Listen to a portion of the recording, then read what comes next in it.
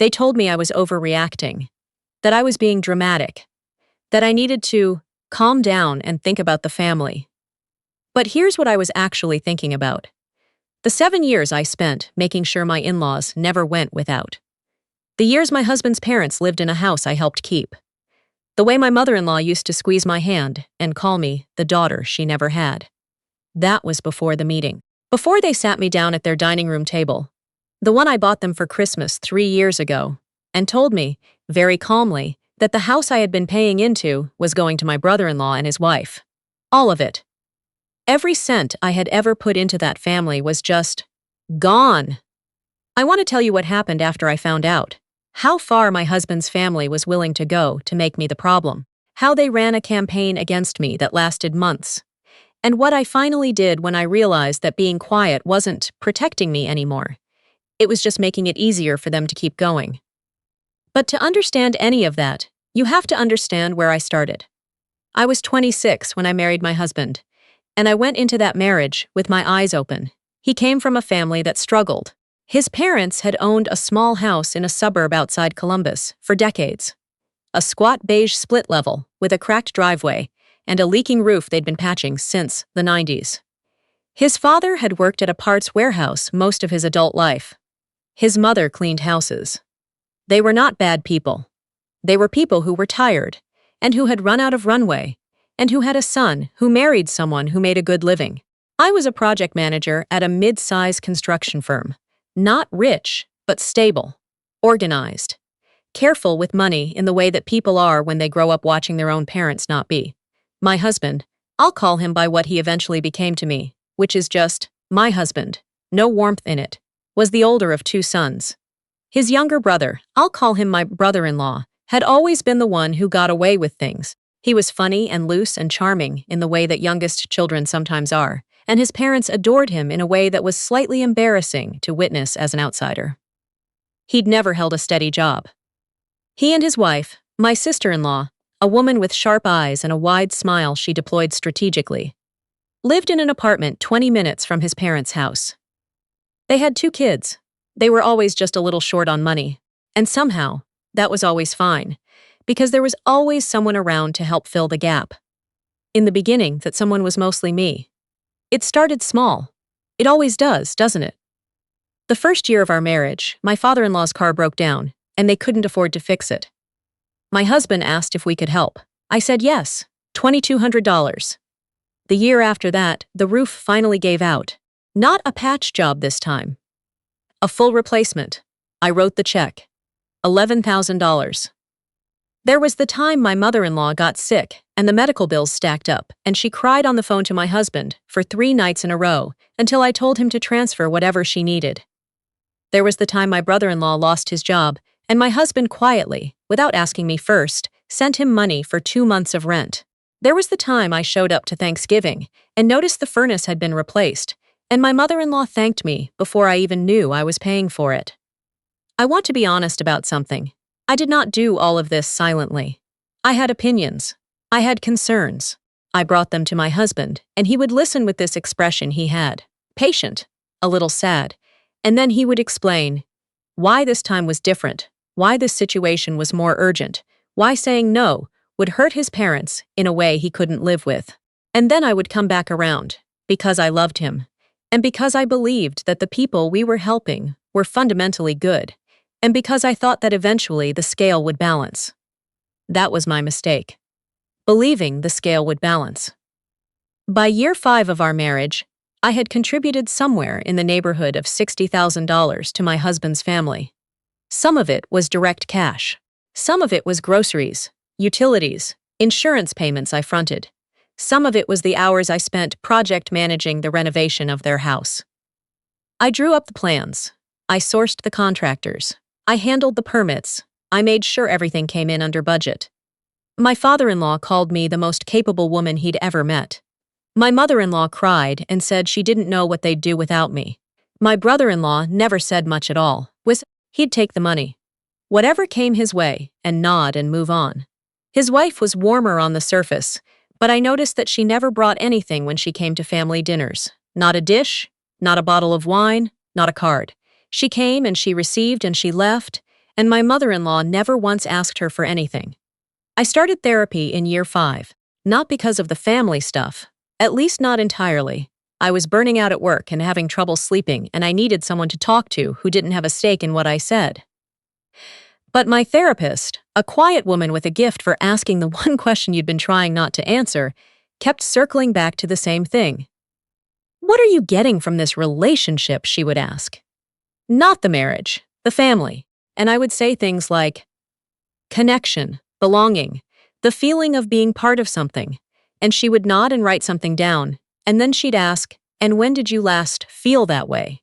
Not do something that demonstrated it, but actually feel it. I didn't have a good answer, but I kept going. I kept showing up. I kept writing the checks and solving the problems and being the person who could be counted on, because I had told myself a story about who I was in that family, and I wasn't ready to let it go. The meeting happened on a Saturday in March. My mother-in-law had called midweek and asked if we could come for dinner. Just the 4 of us, me, my husband, and his parents. I remember thinking it was a little odd that my brother-in-law and his wife weren't included. I asked my husband about it, and he said his mom just wanted some time with us. I didn't think more about it.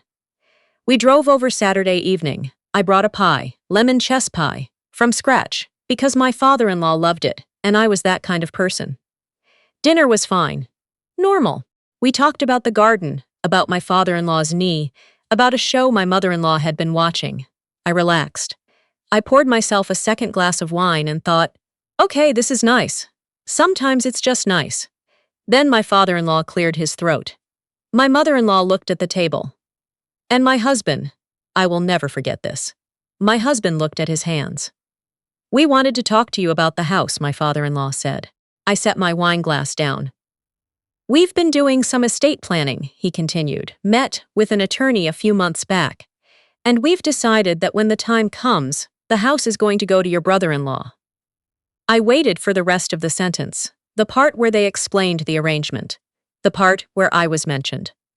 There was no rest of the sentence. "Both of you have more stability," my mother-in-law said, not looking at me. "You have your careers. You have savings. He really needs the foundation. He's got the kids, and things have been so hard for them." "I'm sorry," I said.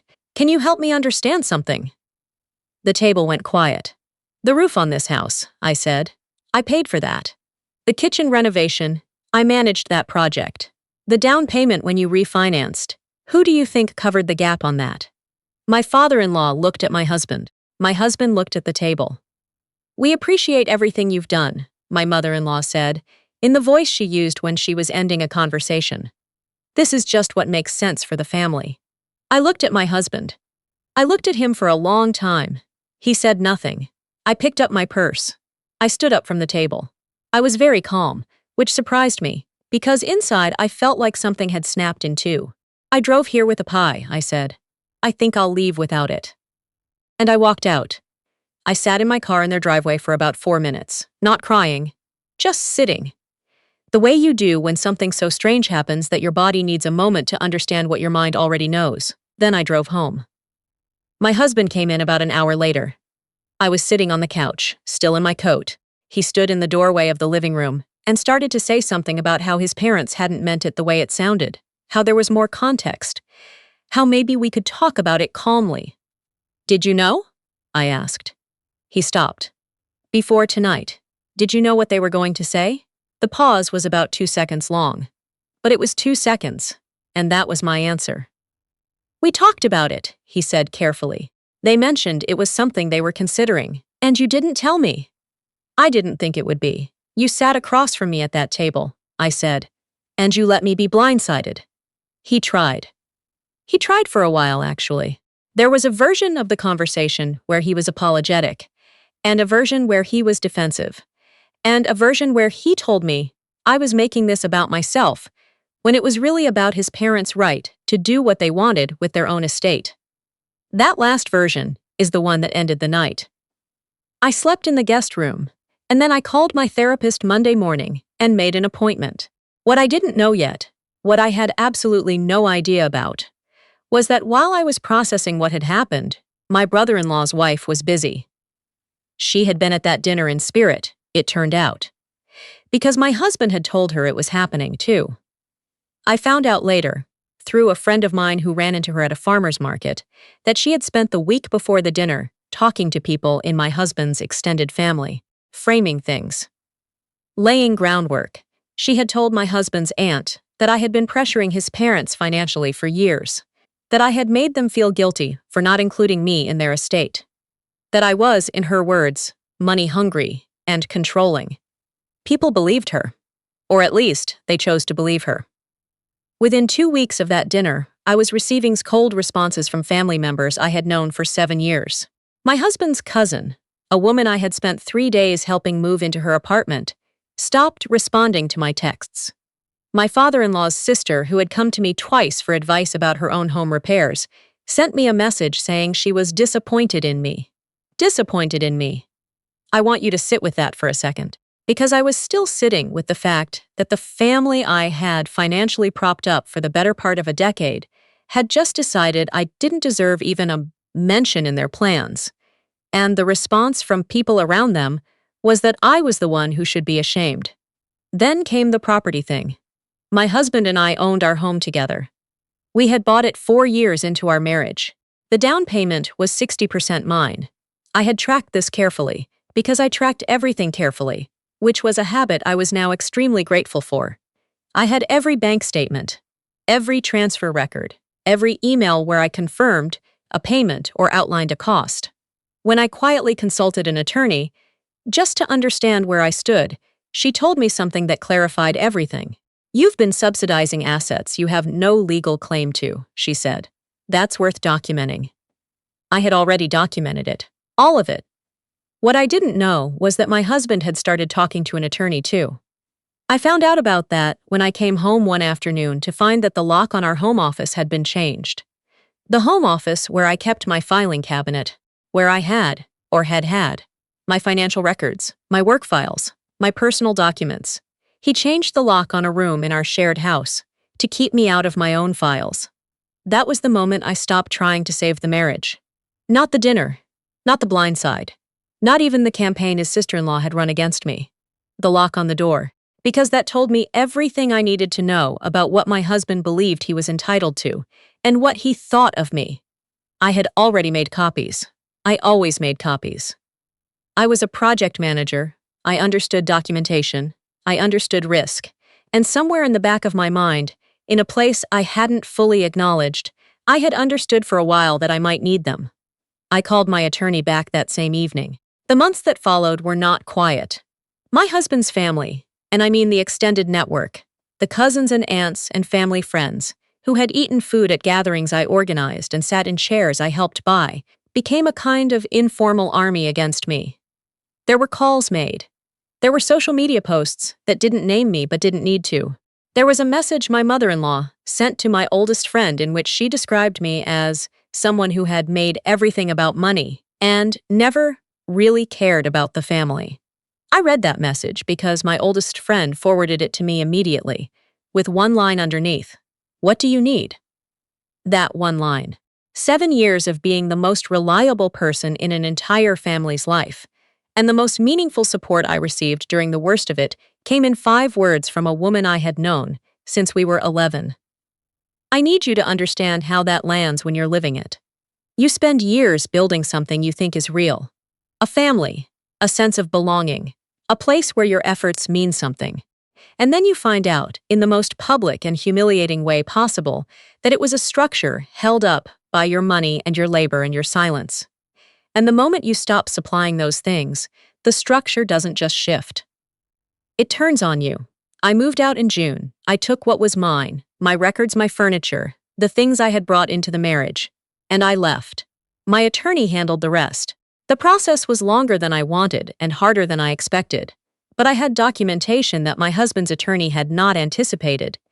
And eventually, things settled in a way that was fair to me, even if it didn't feel like anything close to justice.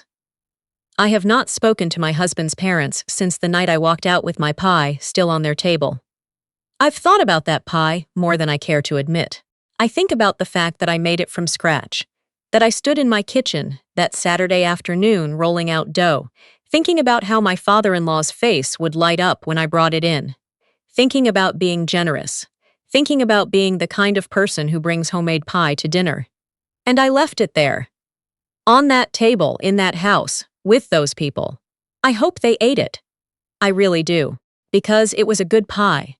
And the only thing it was guilty of was being made by someone who gave too much, for too long, to people who had already decided she wasn't worth keeping. There are things I know now that I didn't know then. I know that being capable is not the same as being valued. I know that people can accept your help indefinitely without ever feeling obligated to you in return, because obligation requires them to see you as a full person, and some people are only able to see you as a function. I know that the moment you stop performing that function, the moment you get upset, or set a limit, or walk away from a table, they will immediately reframe every generous thing you ever did as evidence of your bad character, because it's easier than admitting they took it. I know that documentation is not cynical. It is not unromantic or cold or a sign that you didn't trust people. It is the thing that protects you when trust turns out to have been one-sided. Keep your records. Know your numbers. Understand what you're contributing and make sure someone, even just you, has it written down somewhere. And I know this, being the strong one, the capable one, the one everyone calls when something needs handling. It is not an identity. It is a role. And like any role, you can put it down. I put it down. I live alone now, in a smaller place than I'm used to, with a kitchen I actually cook in and a Saturday morning routine that belongs entirely to me. I have dinner with my friend, the one who forwarded the message. I have my therapist. I have colleagues I respect and work I'm good at, and evenings that are, for the first time in a long time, genuinely quiet.